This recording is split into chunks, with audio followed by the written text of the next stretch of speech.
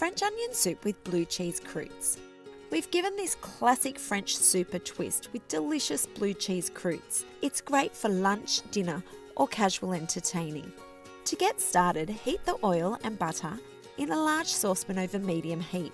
Add your onion and thyme and cook stirring occasionally for 3 minutes or until the onion softens slightly.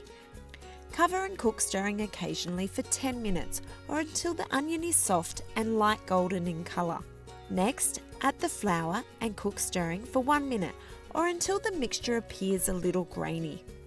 Add the wine or stock if you prefer and cook stirring for 1 minute or until well combined. Add the stock, mustard and 1 cup of water. Bring the soup to a simmer and cook for 10 minutes or until the onion is very soft and the soup thickens slightly. Remove and discard the thyme. Season with salt and pepper. When the soup's ready to serve, spread blue cheese over your toast. Ladle the soup among serving bowls and top with blue cheese croûtes and sprinkle with chives and thyme to finish. Serve with crusty bread spread with blue cheese. This French-style onion soup is a tasty bite. Try it for a warming lunch this weekend.